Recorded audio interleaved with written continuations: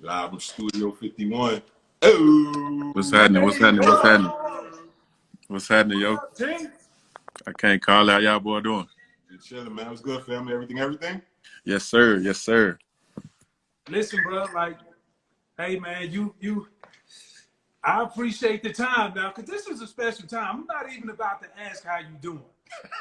Because, like, we already know the times, but just to look at the story, catch everybody up on the Bible.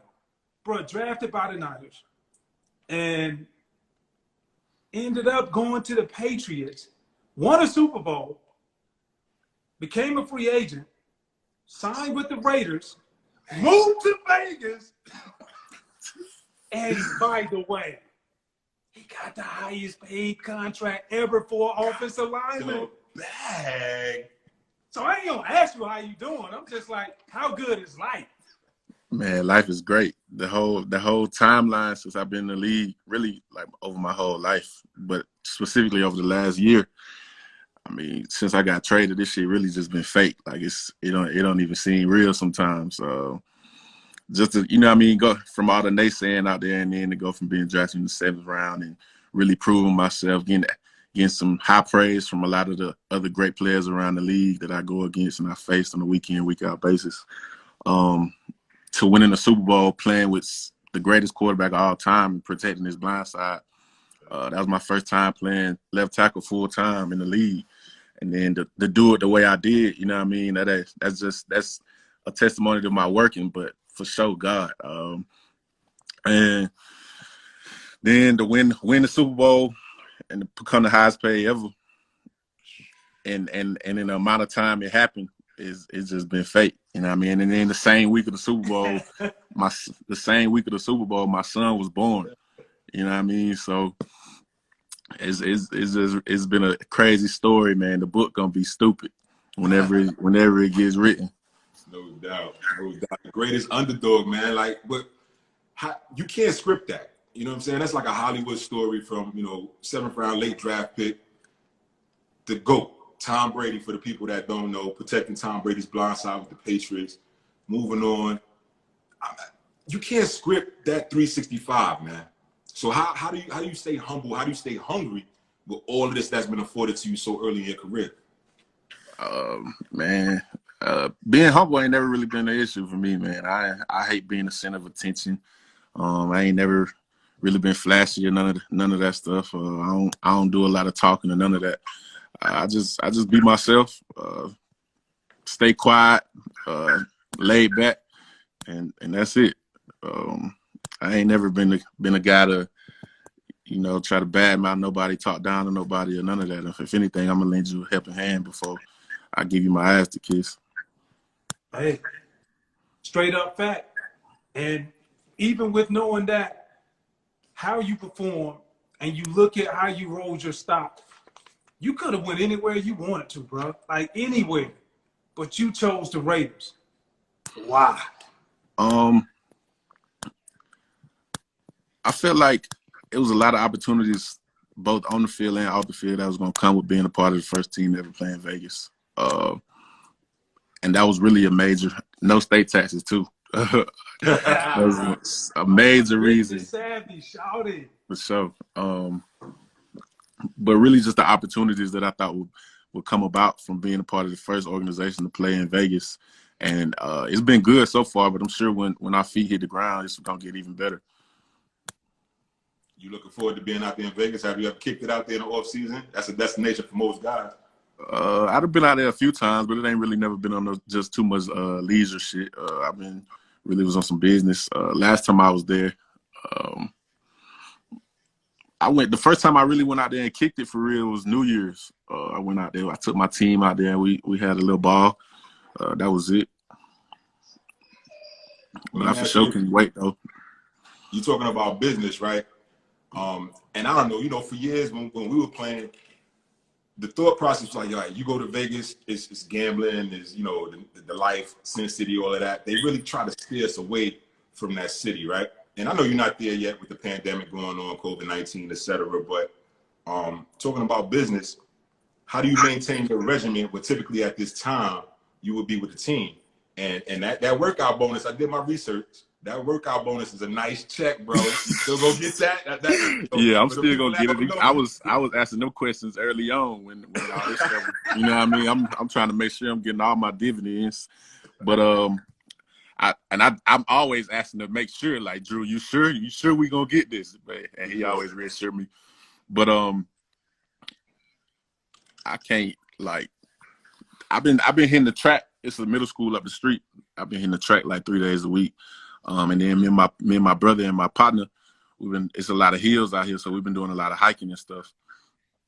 That shit probably harder than the track workouts. So I've been getting it in 6 days a week. In between daddy daycare duties, you know what I mean? No doubt. And one more thing too, getting it in. Now, when I first met you, probably 2-3 years ago now, we was you were actually training with Lily down here in Georgia at PSA. Shout out to Lily, one of the greatest trainers out here. She does her thing, hands down. But I actually had to go back to holding the bag, right? So I'm holding the bag for you, and you coming off the line of scrimmage. I'm on the second level like this joker here, like Spikes. So I'm playing linebacker. I got this bag, and I see this dude 6'8", and I'm a gap removed from him, and 330 pounds. I'm like, there's no possible way I could take 2 steps and he can catch me. When I tell you, he said, set hut, and this man was up on me like that, and my eyes got big. I'm like, I hope he let something don't But yo, you a tremendous athlete and you keep it going, bro. So again, back to that, congrats to all the success you've had to this point. But yo, what do you owe in terms of your athletic prowess? And like you said, all the veterans, Von Miller said you're the best tackle in the NFL, and that was before you even went to the Patriots and won the Super Bowl. Yeah, that was coming off of my rookie year. I had only played in 5 games at that point. But it was going into my second year. We had inter squad practices against them, and I kind of held my own as a young pup, and I earned my respect. But I can attribute that to playing skill positions always growing up, and I never played with my age group. My dad was never like, because I always been bigger than, as you can tell, like I always been bigger than everybody my age. So I was always either playing up age group or 2, you know what I mean? It's like, and then he would always take us to the park in the summer times, and we'll be playing against grown men. He was like, "This is how you get better," like playing basketball and all that stuff. So, and then the first position I ever played in football is running back. So I ain't started playing O-line. What? Man, stop the line. Come on, bro. Yeah, sweet feet. Sweet feet. I ain't start playing O-line until I got to high school for real. What that running back like though? Come on, man. It was nice. I'm telling you. Come on, we need to see footage of that one. Huh? I'm gonna have to go dig in the archives. My dad got it, but I for sure, like, my coach used to be like, "Oh shit, here come that 8-year-old," and I was playing with 12 and up. Hey, when you look at the body of work, and you talked about, like, man, Von Miller, too, just said, gave you the highest compliment. And the thing, what I like is that he said, y'all don't know it yet because he haven't been on that big exposure at the time. Now, when you look at what you got coming ahead this season, some of the toughest defensive ends that you for damn sure that you're going to face. You know, you look at just basically right in the conference. When you look at with the Chargers, you got 2 of those guys. You got Bosa, they rotating in, also Melvin. So when you look at the competition that you have week after week, having been exposed to it last year, bro, like, how do you sum it up in a nutshell? People think your talent level just kind of came overnight, even though you worked hard to get there within a 5-year time period. What would be the biggest piece of advice that you could give them to let them know this ain't by accident? I had to work for this. Oh yeah, I've been working at this my whole life. I first started playing when I was 5, but I've been playing even before that though. You know what I mean? Like Pops always made sure we had a ball in our hand, and even he had us working out even when we didn't know what workouts was. We thought we was just having fun. But I can definitely attribute that to God. You know what I mean? First and foremost, I got to give it all to God. Give him all his just due, and really my parents for sacrificing and making sure we had every opportunity possible to attain or achieve any dream we ever wanted. But after that, it was all on us. We had to, put in the lead work, because the opportunities was always there and the support system was always there. Like one thing about it, like I always give it all to God first, but second to my parents. Like, they're the best ever. Like, not even, you know what I mean? And as you get older, you become more appreciative, you understand life. And I got kids of my own now, so I can kind of see like the kind of sacrifices they probably had to make. And I'm like, they ain't had the type of money or resources that I got, but they made it happen though. You know what I mean? Like, we ain't never missed a meal. We ain't go without nothing, but they did though for us. So for that, I'm always just super appreciative of my parents and shit. For my birthday, I bought my mom a crib. You feel me? My birthday was this Monday, but I bought It's Monday, right? For appreciate it. Yeah. You know what I mean? Like it ain't even, I don't even do it for me. Like, I do it for my mom and dad to make sure they live the rest of their days comfortable on this earth, because they deserve that. And I make sure my kids gonna be taken care of to the best of my ability. You know what I mean? It ain't even about me. It never has been. It's about others. Dope, man. You talk about your kids, man. So, I know they're young. They were two and one, correct? 1 and 2, yeah. So how is it now? Again, typically, what is it? Three something where you're at, 3:15. You would be just getting done workouts, getting ready to come to the crib. But now you home with the kids. So what's that like now? What's the difference of being around them 24/7 now, as opposed to having to dip off and go to work and training and all of that? Man, shit, they the energy of the party, for real. Like, they go with the party started about 3 a.m, and they gonna go back to sleep. You know what I mean? No. But you don't need no chickens when you got them two. You know what I mean?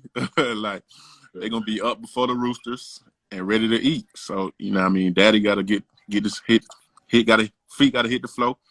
And I'm making breakfast. I'm making snacks, lunch. I'm fixing bottles and cups, and I'm in the playroom, and you know what I mean? I'm just doing all type of shit. We playing on the stairs. Anything to keep them entertained and smiling and laughing. You know what I mean?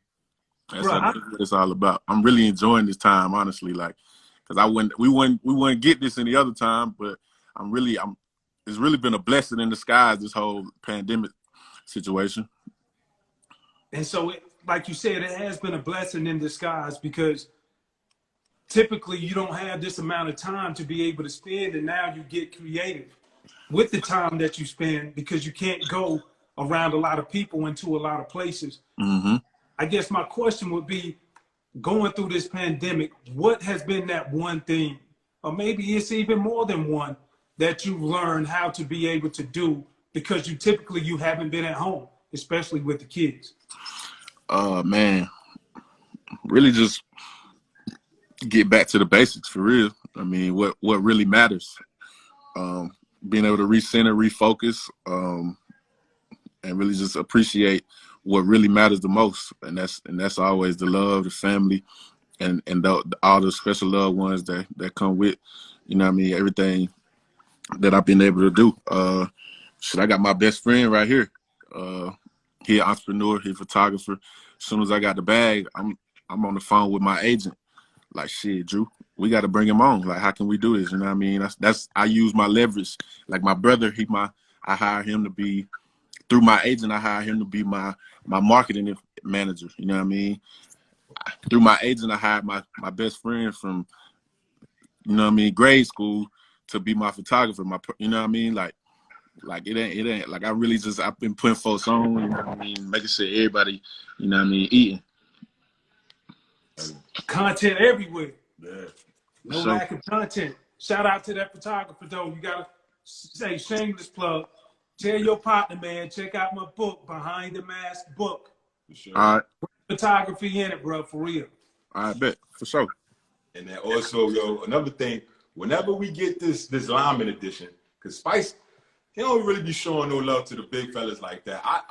I'm lucky to be, one of his close friends, but he don't really be showing love. It took forever for us to get a Lyman on, you know what I'm saying? Whenever we do the Lyman edition, you definitely gonna be on that joint. But for sure. Listen, man, for the last time, we go back and forth. The best athletes overall oh, Lord, on the football field are who? That's us. Tackles first, but O-lineman, period. You know what I mean? Like we gotta go out there day in, day out and block the biggest, fastest, strongest people on the field, and that's outside linebackers, D-ends. I could tell somebody been reaching the script. And we don't come off the field. We don't come out the field. Everybody else come off the tapping field. out. We don't come out the field. Come back in on third down. Like, y'all, come on, man. Y'all take breaks and come back and all that. We still out there gassing. 12, 15 play drive. 65 strong at least, week in, week out. And got to be ready to do it all over again Wednesday. Know that. Listen, but obviously I'm outnumbered right now. Maybe on the next episode, I might have to bring one of my fellow batters up and leave this again. Y'all talking so greasy about. Hey, man, listen, man. Everybody knows it. You got to think. The easiest way to say it, I'm 42 now. I'm a lineman. I'm 295-ish. I can still dunk. Ask this man, can he dunk? I can windmill. What you talking about, bro? I can windmill too. How about that? All right, that's still good. At 350. Oh, man. Hey, Trent, but hey, this you talk about putting your people on, your homies, and you make sure. I heard that in the streets. It was like, bruh, Young T, he's doing a great job. Something similar to like what LeBron is doing with his entire people, as far as not just giving them an opportunity, but creating an opportunity and making sure they're educated and they know exactly what you want. An opportunity to grow. One of the things that I saw, though, you weigh very heavily in the community, especially when it comes to the Nevada health plan. You teamed up with these guys to be able to, I think, with your foundation, talk more about that, what you were able to do as far as bringing more opportunities into the state of Nevada. So a couple of weeks ago, my agent hit me up. It was early in the morning, and he said they wanted to partner with me to give computers out to those that have been misplaced or that aren't fortunate enough to have a computer at home. So I teamed up with Nevada Healthcare Plan through my foundation, TB77 Cares, and it's really the biggest project we've done thus far. But to give computers to 100K plus families, and so it's really that was huge for me and my team to put that together and be a part of putting that together and making that thing happen. The story, it hasn't been released yet, but it released tomorrow. But it's really just been it's pretty cool, honestly. Just to be able to do something like that. Like I really impacted 100,000 plus people. You know what I mean? With afforded them the opportunity to get a computer at home. And I know a lot of people, even when I was growing up, didn't have computers at home. Like I was probably one of the only people in my house, well, in my class, that had a computer at home. But just with libraries and everything being closed and a lot of stuff being at a standstill, people still at school and some people still have jobs. So, you know what I mean? The work got to get done. For sure. And I know moving into a new market in Vegas, obviously you still gonna have a lot of Raider Nation behind you. That's dope, bro. Salute, hats off, man. That's major. But why? Well, let me take this back. One thing I always say is that a lot of athletes, entertainers, etc., we get a bad rap for things that may happen negatively in our lives, right? Mm-hmm. So why is it that means something? That means that is so important to you in terms of giving back to people again that you don't even know. So you supporting people that you don't even know in a new city that you've never even been in.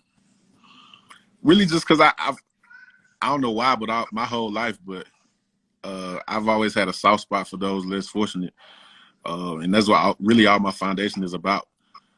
Prime example, I was just in the grocery store like last Friday. And I was checking out, and one of the ladies from the other checkout lines walked over to the lady that was checking me out, and she said the dude didn't have a card with the chip in it or whatever, so he wasn't able to check out and buy his groceries. And I know it's hard during this time to even be able to get money to go to the grocery store. So you know what I mean, when I heard it, I was just like, my first reaction was like, I'll pay for it. You know what I mean? Like, it ain't nothing. So I did that.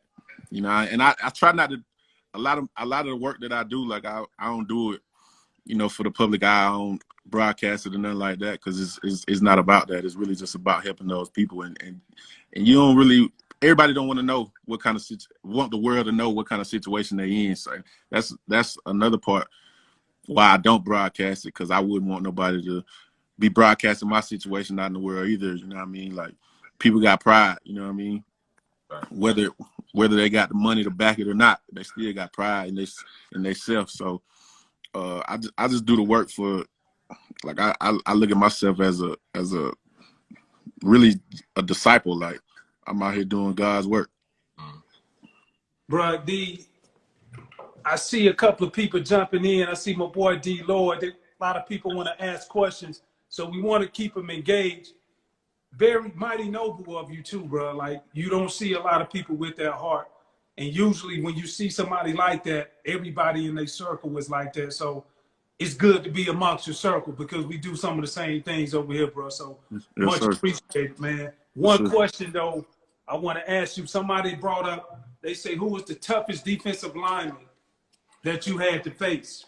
Man, Vaughn got the sauce. I ain't gonna lie. You know what I mean? He can finesse, he can power, he got the power game, all that. But I'm gonna have to get an edge to Chandler Jones, just because I feel like, just because of his length. You know what I mean? We've matched length a lot more. So I feel like his moves might be a little bit more effective just because of that. Bro, a lot of people don't I got into an argument telling people Chandler Jones is a premier pass rusher in the National Football League. Quietly. True or false? And you can kill me right now on IG Live if you feel like the need to. Nah, you ain't lying. Chandler Jones up there. Like, he really like that. And it's unorthodox, the type of shit he be doing too, but it worked. And it worked on a lot of people if you ain't on your shit. No doubt. You got into a little bit of, I guess the media kind of tried to take it and spin it the wrong way a couple months ago when your Super Bowl champion quarterback was a free agent, and you told him, like, you know what? You like, yeah, I would love to play with Tom again. So people try to take that and put it as you got some sort of riff with how Derek Carr has played since you've been there. So clear that up for once and for all when we go behind the mask. Let the people know what it is, man. I'm a realist. You know what I mean? It's 32 teams in the league. Tom Brady's the best quarterback of all time. Like, it's only like one other team in the league that I would have been like, I'm cool with my quarterback. Well, two, Green Bay and New Orleans. Like, I'm cool with my quarterback situation. But everybody else, like, why not be going after the greatest quarterback of all time? Like, and what type of winning attitude he gonna bring to your locker room, your organization? You know what I mean? Like, I ain't got nothing against DC. That's my brother. You know what I mean? Like, I'm have his back regardless. You know what I mean? He a great dude, all that. But that's the greatest quarterback of all time. You know what I mean? Like, you a lie if you say you don't want him on your team. And you know the crazy, keep it 100 too. And you know the crazy part? If it had came from the organization or a coach, it would have been accepted. But because it's from a player, it's an issue. Yeah, I mean, I don't really get into all the politics and shit. Like, I really hate they play such a big role in the game with really all the sports. But you really tripping if you wasn't going after him. And you feel what I'm saying? Like, you ain't got the bread or not. Like, you gonna clear up some money to get Tom. Like, that's 12. Come on now, don't play yourself. Like, this the best quarterback of all time. Why not? For sure. Hey, bro, that's real talk, though. And that's what we pride ourselves on Behind the Mask, because we went behind the mask. Facts. Got another question. How did you get it's from Isaac, Ram 12. How did you get your name, Mr. Bulldozer? Well, ain't nobody never called me that one now. Damn it, Isaac, don't be sitting up here. You killing all the time. Nah, everybody just shouting you out, Raiders Nation. You the foundation of our O-line. Young man, have a great season. Stay healthy. William Stevens said that. You know what I'm saying? You're just a lot of love up there, man. You're getting a lot of love. I got a question, because this is I'm glad to be able to ask this. I've played 2000 to 2009. So I've seen some of the greats in my era. Obviously, you have as well. You know, you keep doing your thing. We believe that you truly will be one of the greats. But who do you feel are some of the great offensive tackles that have played this game? And then who did you model your game after when you were coming up? Jonathan Ogden for sure. Then when I got to the league and started watching more film and stuff, I started. Well, first and foremost, as soon as I got drafted, you know what I mean, you got Joe Staley, you know what I mean, like a freak. He a freakish athlete for sure. So I was really looking up to him. And then you got Trent Williams, who I kind of modeled my game after more just because, you know what I mean, like we athletes, like coming from where we come from, we probably ain't had the best facilities and trainers and coaches teaching us how to all this technique and shit. Like we really just out here getting it off the muscle and like really just being athletes out there and just dogging folks off of pure athleticism and God's gifts. So for sure, Trent Williams. Hey, I got another question from GOQT. They was expecting to hear Khalil Mack, but they was like, what about Khalil Mack as a pass rusher?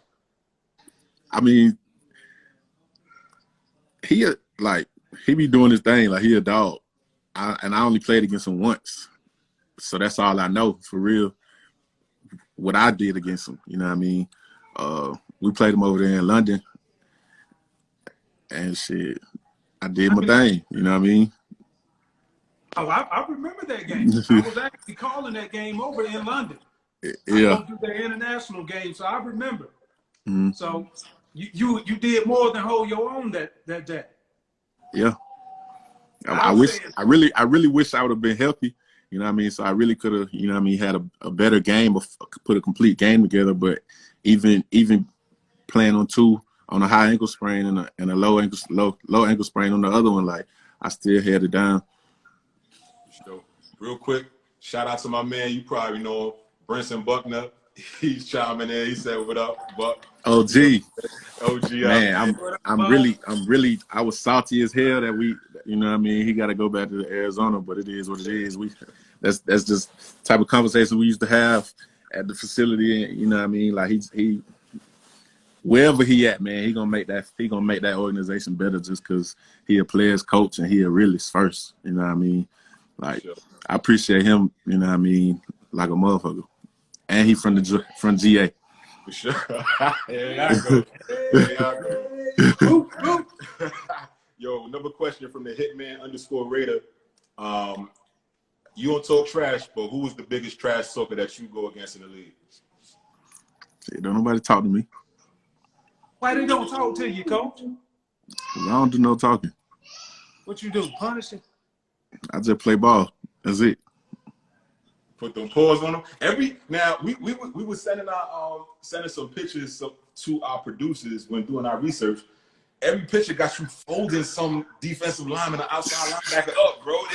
There's no pictures of you, you know, on your heels going back and nothing. You always the aggressor. I mean, shit. Mass kicks ass. That's what my college coach used to tell me. Oh, no, Trent, man. I gotta fight you on this one. Because I just think maybe that was your homeboy taking them pictures and he was waiting for the right moment. Hey, he just started.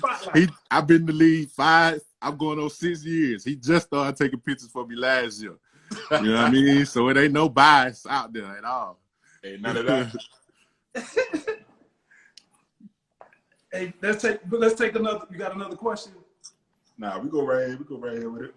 Hey, all right, check this out, Trent. You know what? Since this is an O-line thing right now, you think. I got it. No doubt.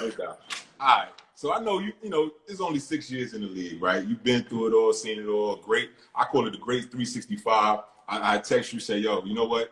Super Bowl, got the bag, and had a child. Amazing. But at this point in your career, what would Trent Brown tell his younger self when he first got into the league? What advice would you give to your younger self? Man, honestly, if I would have been more serious and focused when I first got into the league, I really could have been a starter from day one. Because You know what I mean? Anthony Davis had retired and all that.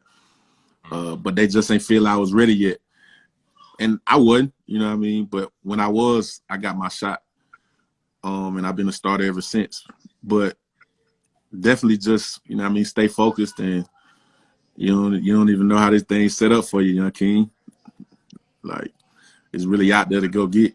And then what really started motivating me was seeing, like, I'm going through my first free agency, not my first free agency, but my first offseason, seeing, like, all these guys getting the bag. I'm like, they giving this shit away. Like, what you mean? You better go get it. You feel me? What the hell you doing?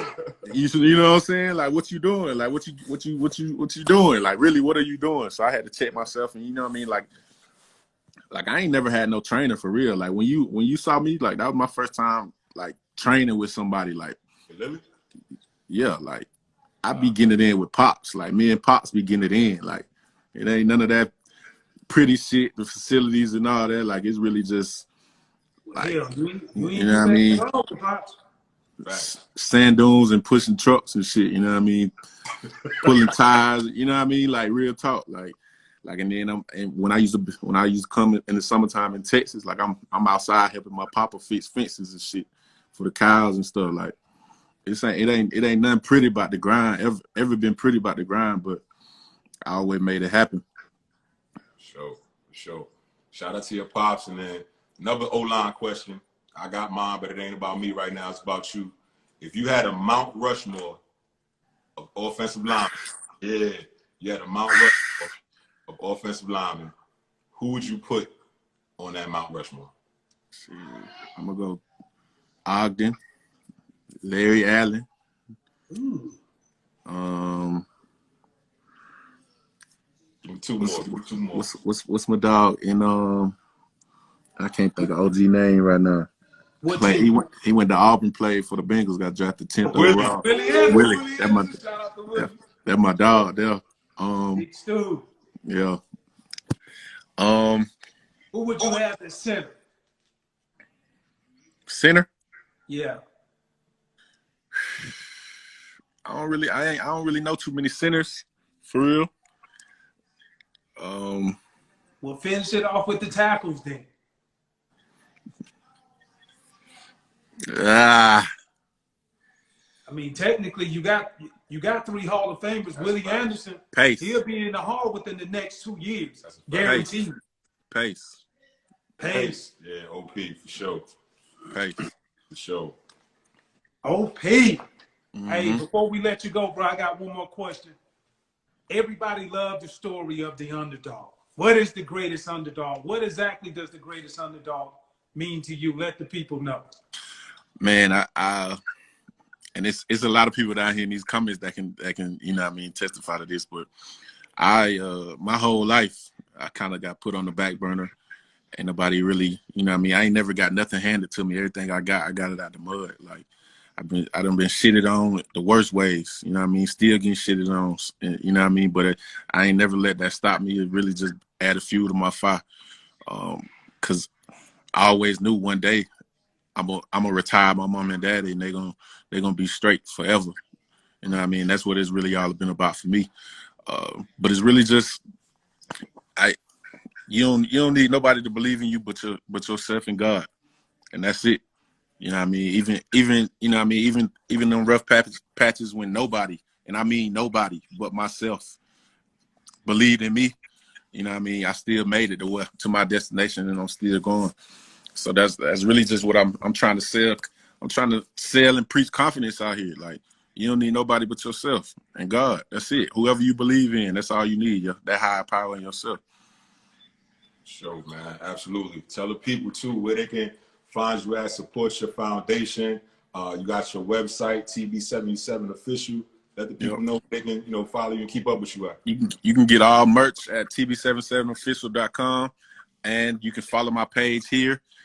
United Underdogs United on Instagram, and stay tuned for the recap, man. I will be back. Yeah, boy.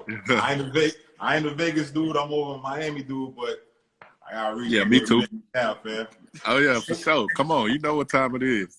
Hell, we was looking at coming out to Vegas next week for the draft, but it seems like we don't have to put that on the back burner. So I was give supposed us to be out there check too. on that one, Doc. For sure.